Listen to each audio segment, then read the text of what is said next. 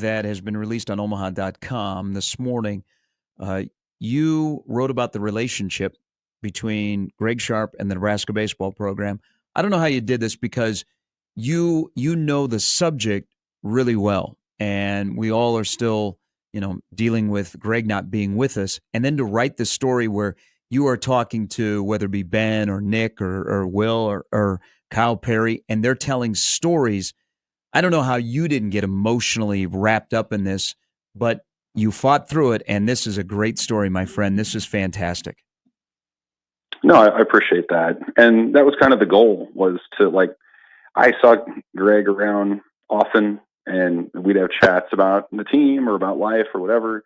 But man, it felt like I could have talked to, 30 people, 100 people, and everyone would have had some sort of story, a little interaction.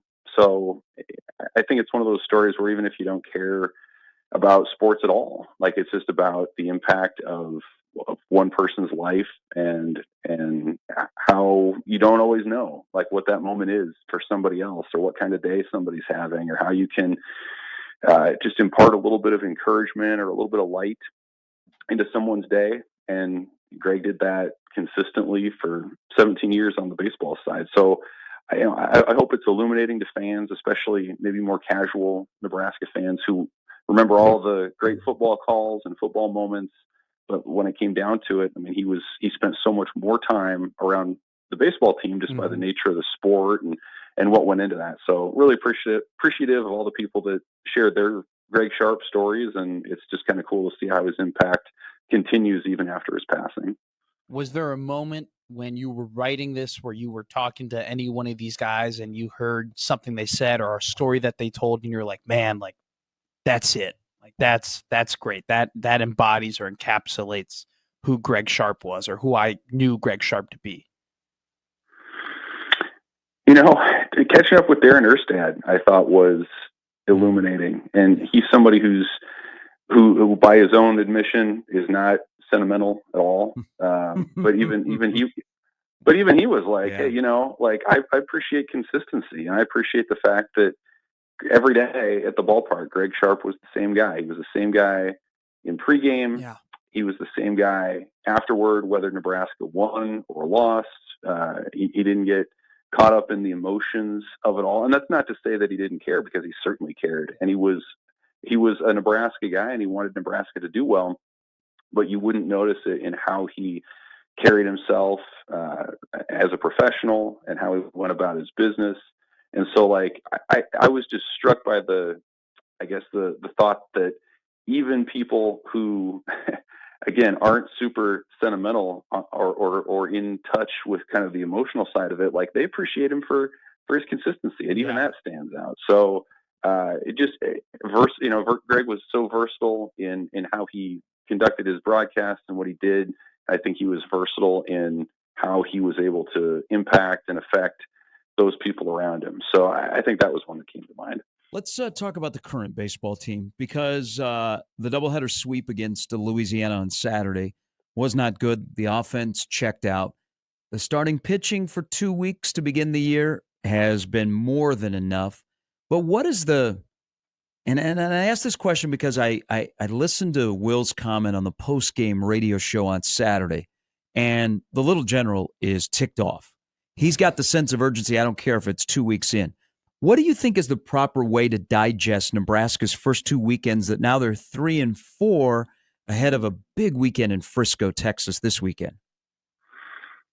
Yeah, and I think you got to walk the line a little bit. I went back and I was curious to see, okay, in the Big Ten era, in the years that Nebraska's been a regional team, what was their record in February? Like, what kind of starts did they get off to? And it was 16-20, appropriate for this radio station. So, sub 500, and they still figured it out. Like, it's not unusual to schedule hard in this month and to be a little bit behind because you're a cold weather school and all the rest. And so they still got the win over Vanderbilt. They still beat San Diego State, which could be an okay club.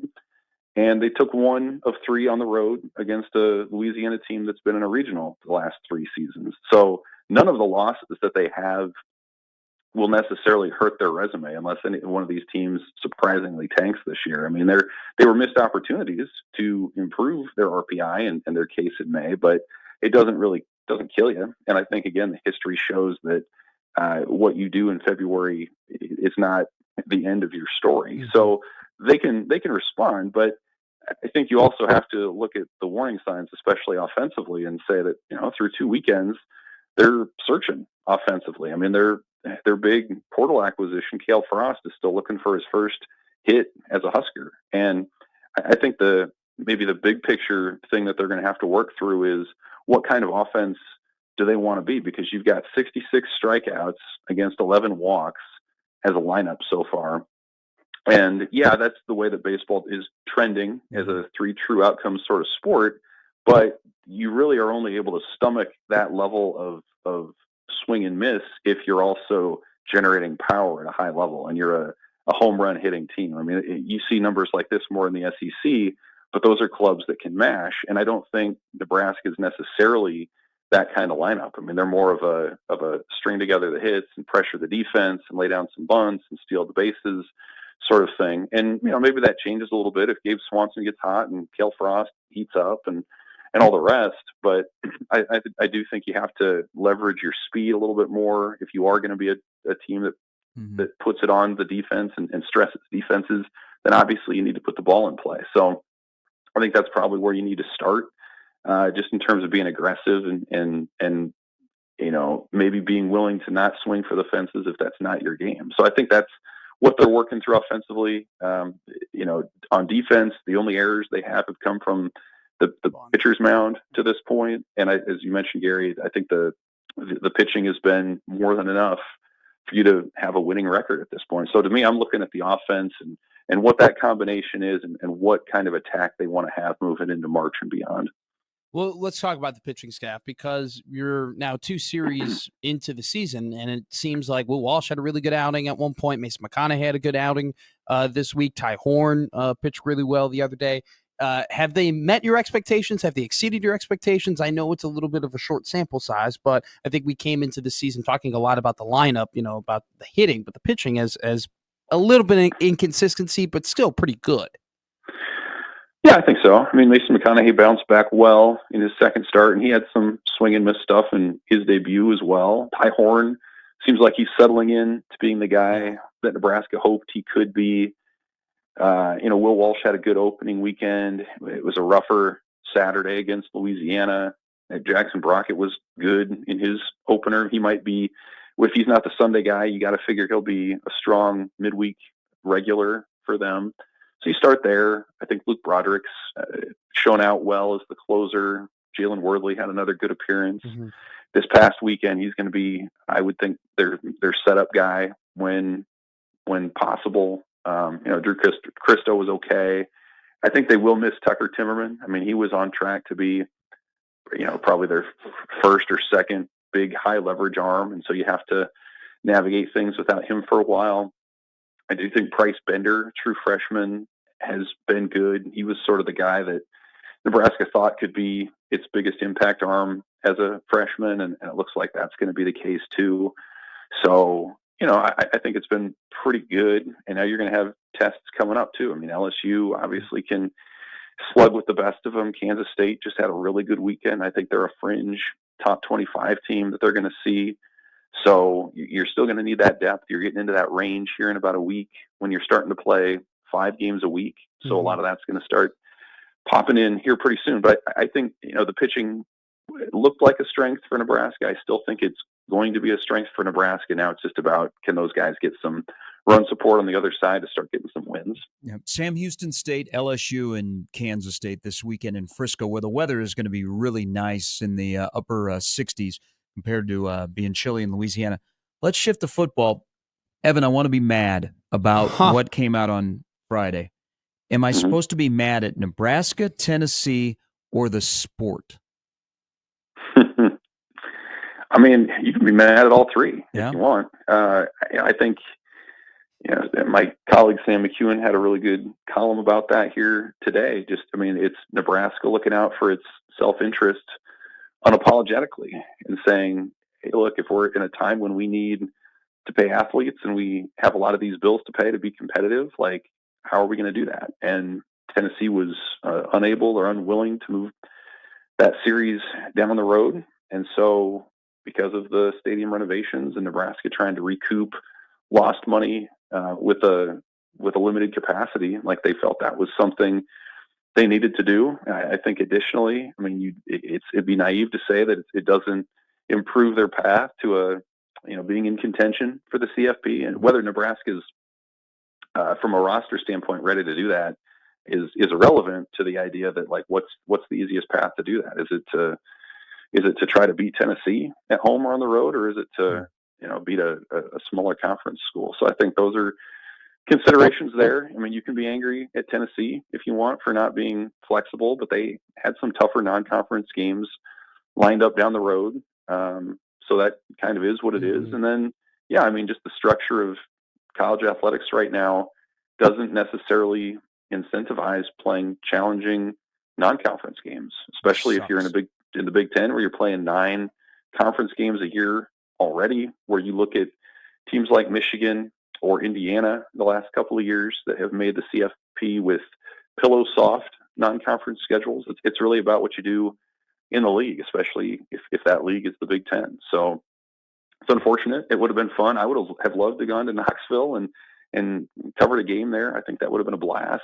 It would have been fun to see 15,000 Tennessee fans come into Lincoln and see what that would have been like, and for people to reminisce on the black shirts handing it to Peyton Manning back in the day. Yeah. I mean, all that would have been great stuff. But unfortunately, it's about money. It's about wins, avoiding losses, and so that's where we are. Hey, there's the optics of this, and it became a he said, she said, and as a fan and a season ticket holder, I'm upset because I wanted this game, and Troy up to 3 weeks ago said this game was still on. Their reasoning, they wanted 26 before they went ahead with 27 because they wanted a full crowd against Tennessee. But his head coach is saying, why would we play a tough early game if we might play 15-16? I like the mindset. I hope they get there where they're playing in the playoff. But how much also of the reaction on Friday, Evan, has to do, and the Nebraska fan base is when they like the good PR, they don't want any drama, they just want to, we don't want to deal with any outside stuff, is that we dealt with this not too long ago with the Oklahoma series with Scott Frost and Bill Moose, and that's how we're looking, we're going, oh no, here we go again. Yeah, right. I think people are embarrassed a little bit, especially when Tennessee's AD comes out and says, we didn't cancel this thing.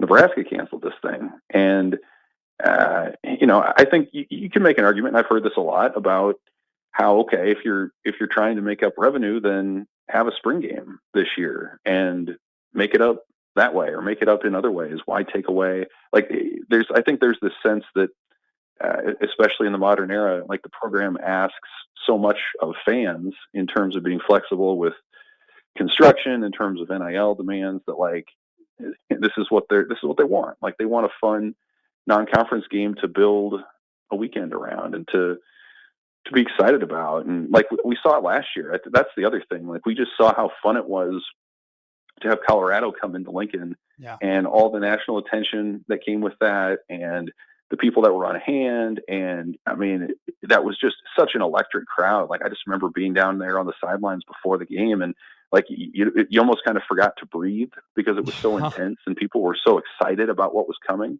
And so you would have had that with Tennessee. I mean, that's obviously a program with a ton of tradition and two fan bases that, have sort of interacted over the years and have built up an animosity toward each other that's been fairly organic. And it would have been a lot of fun. And now it doesn't happen. And so you get another kind of a dud of a home game. It doesn't really move the needle much. And, it's a chance to make a memory that was missed in the name of the bottom line. And I know fans don't often care about the bottom line as much as what they can do on a Saturday and how much fun they can have. So, again, like, there are reasons Nebraska wouldn't do this if it wasn't incentivized to do it. But yeah, it's unfortunate, especially because that game's been on the docket for so long. I mean, more than a decade. People have been looking forward to this thing, only to have the rug pulled out here a couple years ahead.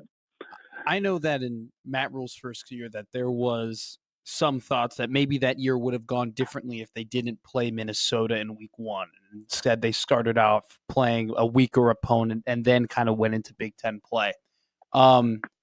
With this situation, now you kind of are playing those weaker opponents. You get to warm up a bit, if you will, heading into your tougher parts of the schedule. And on top of that, with the Pac-12, at least a third of it being in the Big Ten, it's kind of like you are playing some non-con teams when you play USC and UCLA and Oregon, right?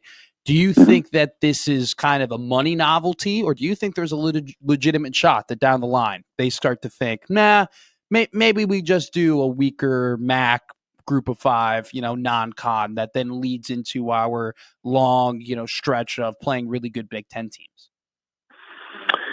Yeah, I mean, first of all, I think it would be silly not to believe that Matt Rule had a say in this decision. I mean, he's been on the record in the past to say that, hey, if you would have said that Nebraska was playing UCLA and USC, like, oh, that's a tough non-con, and now suddenly that's part of your conference slate. Like, I think you have to factor that in. Again, like, there's not, from a CFP standpoint, like, I think the evidence is there that, like, what's more important? Is it avoiding a loss or getting a quality win? I think it's the former. I think it's avoiding those losses. And so, in an ideal world, I think Nebraska would prefer that ramp up. And for years now, the last 6 or 7 years, they've been on the road to start so many times. They've played power conference teams to start so many times. They haven't been afforded that sort of ramp up that so many other schools have, where you get a few home games against teams that you should beat, and then by the time you get into mid to late September, you have a sense of roles and you're in a bit of a rhythm, and you can go from there. So I think Nebraska would prefer that sort of setup where you get your home games. Maybe you play one power conference team. I know they have the Oklahoma games still on the schedule here in a few years, where you do have the one. But I think Nebraska looks around and sees some of these top end programs like Alabama or Michigan or whomever have that luxury every year to figure out what they have in sort of a lower stress environment before the games really start to matter. And I think Nebraska says, hey, we should be in that mix too. And so in that way, I think they're unapologetic about saying, what do you want? Do you want to have a fun September game, or do you want us to have a better chance to be in that CFP mix in November? And I think they made their decision. Absolutely. I appreciate the conversation. Again, wonderful job on the tribute to Greg Sharpe and letting everybody tell stories, and then you put it to paper. So appreciate it as always, Evan. Have a great week. Appreciate you guys. Thanks.